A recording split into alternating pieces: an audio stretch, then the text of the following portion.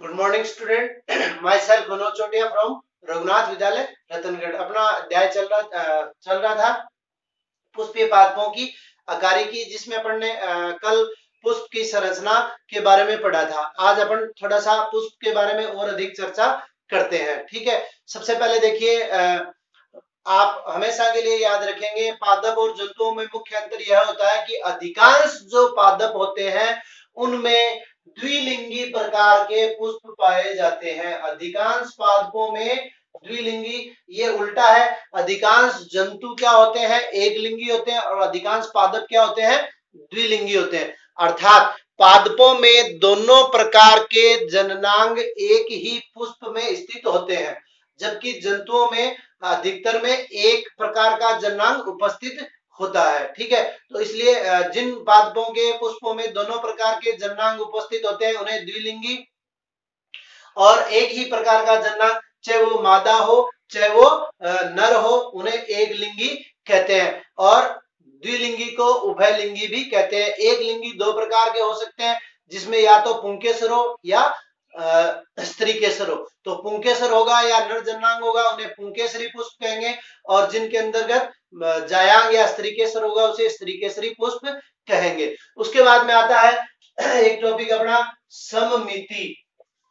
ठीक है, तो पुष्पों को सममिति के आधार पे वर्गीकृत करते हैं। सममिति किसे कहते हैं, तो पहले सममिति की परिभाषा सुन लीजिए। सममिति क्या है, जब हम किसी भी पुष्प को, ठीक है, किसी भी एंगल से या किसी भी तल से दो समान भागों में विभाजित करते हैं, किन्हीं काल्पनिक रेखाओं के द्वारा उनको काटते हैं। ठीक है, तो अगर वो किसी भी तल से दो समान भागों में कट जाता है, एक तरह से यूं समझ लीजिए ये गोला है, ये इसका केंद्रीय अक्ष है, इस केंद्रीय अक्ष से गुजरते हुए चाहे इसको इस तल से काटे या इस तल से काटे या इस तल से काटे या इस तल से काटे, यानी किसी भी तल से काटने पर वो दो समान भागों में विभाजित हो जाता है, तो उसे क्या कहेंगे, उसे कहेंगे त्रिज्या सममित।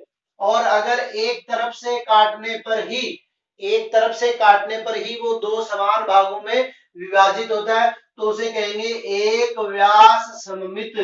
एक व्यास सममित।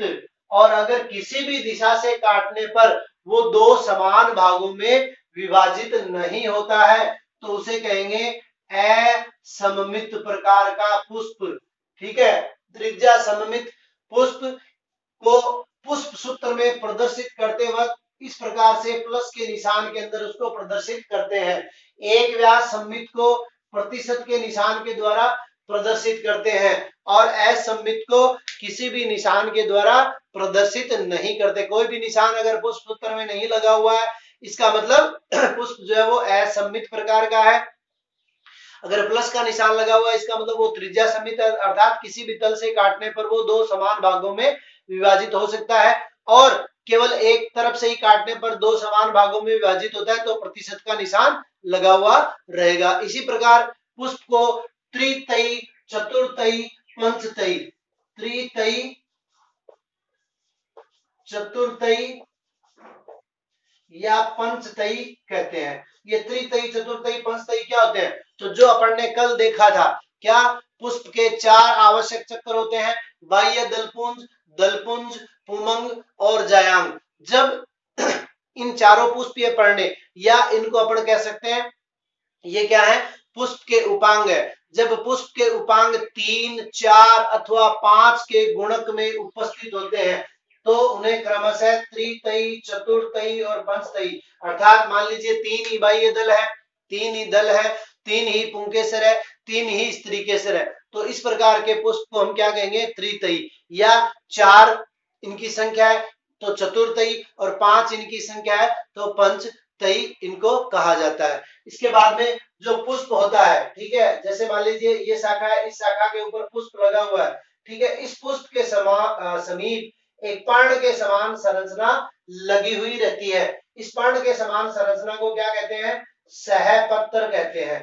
ठीक है, तो जिस पुष्प के समीप सहपत्र पाए जाते हैं उसे सहपत्री पुष्प, और नहीं पाए जाते तो असहपत्री पुष्प उनको कहते हैं। सहपत्री पुष्प और असहपत्री, और सहपत्रों की संख्या ज्यादा हो सहपत्रों की समान संरचना तो उनको कह देंगे सहपत्रिकाओं युक्त। अब देखिए जो पुष्पीय पत्रों का निवेशन होता है पुष्प के अंदर उसकी चर्चा करते हैं, ठीक है, और उसके आधार पे पुष्प को अधो जाएंगी, परी जाएंगी या अर्ध अधो जाएंगी भी कहते हैं। क्या होता है मैं आपको तीनों स्थितियां बोर्ड के ऊपर प्रदर्शित करके समझा रहा हूं, ध्यान पूर्वक समझिए। देखिए ये है अपना पुष्पासन, ठीक है, ये पुष्पासन है, यहाँ ये इस प्रकार का पुष्पासन है और यहाँ इस प्रकार का पुष्पासन है। तीन प्रकार के अपने क्या हो गए पुष्पासन हो गए।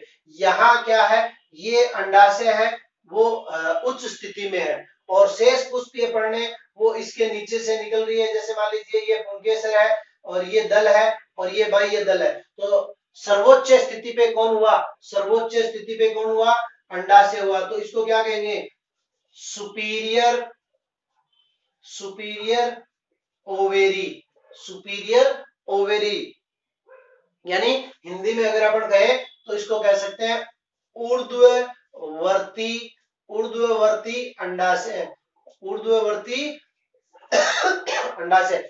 अर्थात अंडाशय क्या है सबसे ऊपरी स्थिति में लगा हुआ है और शेष पुष्पीय पर्णे जो है वो इसके नीचे से निकलती है, ठीक है, तो ऊर्ध्ववर्ती अंडाशय हो गया। और यहां देखिए इस स्थिति में अंडाशय क्या है सबसे नीचे है, शेष पुष्पीय पर्णे जो है वो क्रमशः इसके ऊपर से निकलती है, तो अंडाशय क्या हो गया इंफीरियर, सबसे नीचे चला गया।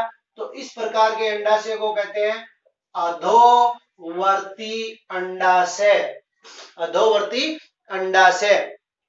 और तीसरी स्थिति क्या हो सकती है, तीसरी स्थिति हो सकती है कि सभी पुष्पीय पर्णे जो है वो एक समान भागों से निकल रही है, तो इस प्रकार के अंडाशय को क्या कहते हैं अर्ध अधोवर्ती अंडाशय, अर्ध अधोवर्ती अंडाशय। इस प्रकार से अंडाशय की स्थिति के आधार पे अगर अंडाशय ऊर्ध्ववर्ती है तो इस प्रकार के पुष्प को अधोजायंगी पुष्प कहेंगे, अंडाशय अगर नीचे नीचे अधोवर्ती कंडीशन में तो उस प्रकार के पुष्प को अधिजायंगी कहेंगे। और अंडाशय समान भाग पे है अर्थात सभी पुष्पीय पर्णे एक समान भाग से निकलती है तो इस प्रकार के पुष्प को परिजायंगी पुष्प कहेंगे। उदाहरण क्रमशः अधोजायंगता का सरसों, अधिजायंगता का गुलाब, परिजायंगता का सूरजमुखी। तो इस प्रकार से जायंग की स्थिति के आधार पर पुष्पों को भिन्न भिन्न भागों में विभाजित करते हैं। इसके बाद में अपना जो टॉपिक आता है वो है पुष्प दल विन्यास, जिसका अध्ययन अपन कल करेंगे, पुष्प दल विन्यास और बीजांडन्यास। तो पुष्प दल विन्यास किसे कहते हैं, ये जो पुष्पीय पर्णे होती हैं अर्थात दल और बाह्य दल के लगने की जो व्यवस्था है, लगने का जो क्रम है उसको पुष्प दल विन्यास कहते हैं। और अंडाशय के अंदर जो बीजांड लगे हुए रहते हैं उन बीजांडों के लगने के क्रम को बीजांडन्यास कहते हैं। इनका अध्ययन अपन कल करेंगे। आज के लिए इतना ही, धन्यवाद।